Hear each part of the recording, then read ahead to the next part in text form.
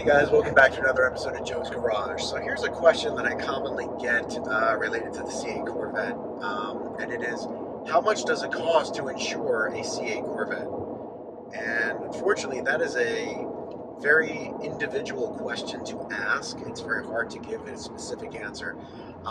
This is not my only vehicle, so this is considered a second vehicle. Because of that, believe it or not, it's not very expensive to insure. If this was my only vehicle, it would be much more expensive. If I was 25 years old, which I was one time, but if I was 25 years old with a bunch of speeding tickets or accidents on my record, it would be significantly higher. Because I'm over 50 and I don't have any accidents on my record, knock on wood, it's really not that high. So it will depend on where you live. I live in Broward County, Florida. We have some of the highest auto, health, home insurance in the nation. It is insanity down here.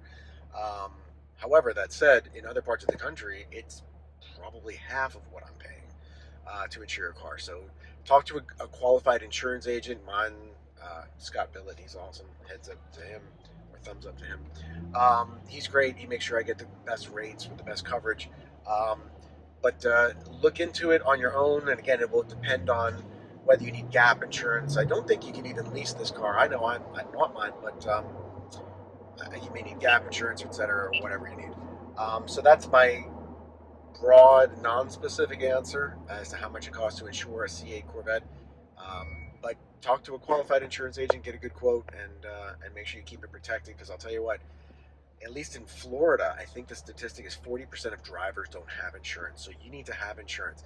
And one thing that I highly recommend everyone have on their insurance, and it is the most expensive part of your insurance, is uninsured motorist. Because of that reason, if 40%, that's almost half the people in your area driving around, don't have car insurance, and they hit into you, or you get in an accident yourself with one of them, it covers you because they don't have coverage. That's why it's really expensive, because it's really worth it. So make sure you have that on your coverage, as well as, however much if you want to get replacement. Now, there's other companies too. If you have a collectible, let's say, there's like companies like Haggerty and other ones. Some of them can be a bit restrictive as far as how many miles you can drive, where you could go with it, what you could do with it. I don't have that. I have regular coverage with my auto carrier.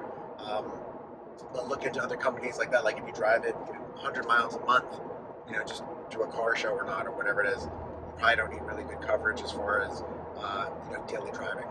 But you should get it covered. Make sure you're always better to have it, not need it, than need it, not have it. Same thing with a firearm. That's the way I live my life. Anyways, that's it. Joe's Garage. Like, share, comment, subscribe. If you have questions or comments, leave them in the link, or leave them in the space below. There's the link below.